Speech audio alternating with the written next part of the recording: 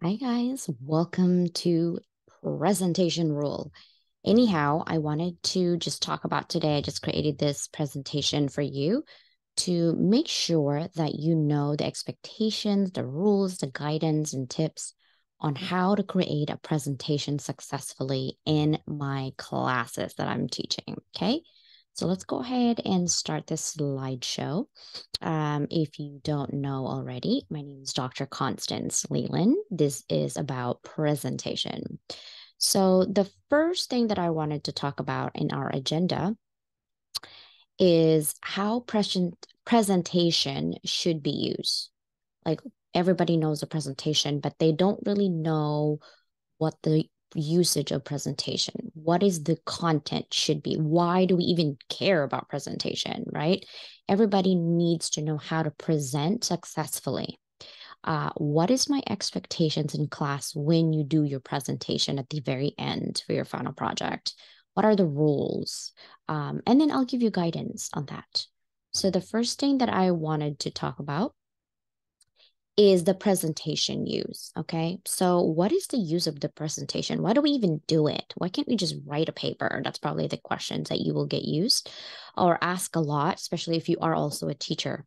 It is to show your audience what you want them to know, right? You could write 20, 30 pages of paper, but people sometimes, especially the decision maker, right? The people that are getting investments and putting money into your ideas, they need a shorter version of your content, your expertise. So it needs to show your audience what you want them to know. Why are you even doing this? Why are you asking? What kind of problem are you trying to solve? It is a representation of what your report is all about. So if you have a huge paper, it actually is a representation of that smaller version. Another thing is if you don't have a paper and you just have a presentation, it is actually showing me, your teacher, or showing the investor, right, of what you know and why are they investing in you. Most of the time, they'll invest on the people themselves, not necessarily the ideas as well, but a combination of both is what they're looking for. Yes, I like this person because they're an expert. They're good at their research or doing a comparative analysis, or they're defining something and they're telling me what they are understanding or what's their understanding of that something by not only defining but providing examples, right? Know your content well.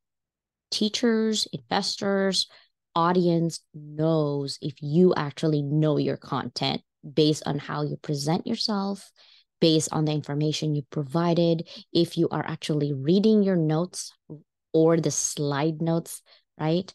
Know your intentions of what you are trying to accomplish. What are you trying to accomplish? Why are you even doing this presentation? What are you trying to accomplish? What is at the end goal, right? Why are you doing it? Be brief and accurate of what you want the audience to know. You also need to respect their time. Do not forget your ask at the end. Most people will have great information, but at the end, they forget to ask the audience, right? Most of the time, if it's a sales pitch, you're going to ask for the money. If it is for informational, you need to ask, do you have any questions? And is there anything else that I can help you with? Does this make sense to you? Right? Ask those questions because sometimes people do have questions. And if you don't give them the space or the time to ask those questions, they have that lingering thing in their head that they might not be able to know what they really want to know about your topic. Right? So that's the presentation use. Now, let's go ahead and also look at the expectations in my class when it comes to presentation. You need to have a cover page. You need to have an agenda, what you're going to talk about. You have your content that conveys to your audience, your needs. What do you need? Why are you doing this? Your information is well researched, not just talk about random stuff, but it's well researched and it's connected to actually what you're trying to do, right? You are the expert to show the connection between your skills and the topic that you're researching. Make sure you have quotes. Make sure you have references that are not PDAs, no Investopedia, Wikipedia, Idiopedia, no PDAs, right? The reason for that's because any PDAs, random people from the street could just write information in there. That necessarily mean that it's accurate.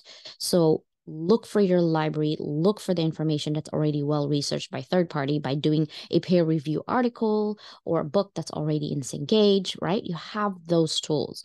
Use it to your advantage. You are the expert, show that you know how to research, that you know how to back up your thoughts and your content. You are experienced in the topic you have chosen.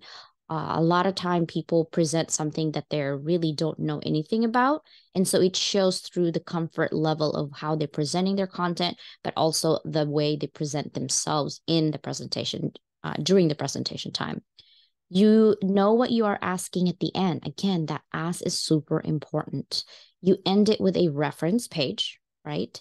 And last page is a thank you note. Thank them for your time. They don't have to listen to you, but they are, right? Sometimes they actually are listening because they're part of your class, right? Or they're part of the meeting, but the last page should be a thank you note for their time.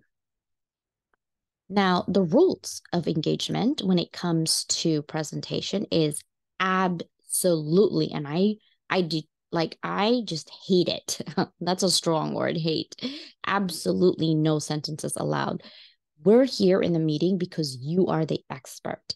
If you are writing the sentences of what you're about to say, why are you even here presenting? We can just read the sentences that you wrote. You don't even need to be here, right? So absolutely no sentences. When you write sentences in your presentation, unless it's done by somebody else, it actually shows that you are not an expert and that you are not well researched because you don't actually know what you're talking about, that you have to read your information that you're presenting. So, okay, you are the expert, therefore use the slides as your talking points only, not the whole sentences that explains what you're about to say. We can read it at our own time. If you want to present something to me that you are the only one who knows what you're talking about. Follow the 5-5-5 rule. No more than 5 words per bullet. No more than 5 bullets per slides. No more than 5 images per slide, right? Those are the simplest rule I can give you when it comes to presentation. Be accurate and be brief. Okay. And then another thing is guidance. I'm going to give you guidance on the presentation as well. Research your topic well. Don't wait last minute to do your research and your slides because it doesn't end well and you might present well, but your content lacks that luster, right? You don't need to put everything in your paper that you created into your slides. The point of the slides is a synopsis. I want to know that you know what you're talking about. Pick and choose your talking points that is convincing. Each word matters, so make it count. Respect your audience's time, meaning if the presentation is 5 minutes, don't go 5:06. Rehearse your presentation, right? Rehearse it by sticking to that 5-minute rule. Most people don't have more than 5 minutes, especially if it's an elevator pitches, it's 30 seconds, right? Organize your slides well. It drives me insane when you have random slides in there and you didn't even bother to delete. That just tells me you don't even care about your presentation. You represent that presentation. So make sure that you organize your presentation well. Then, of course, thank them for your time, like this one. Thank you for watching this, right? Thank you for your time and thank you for watching it.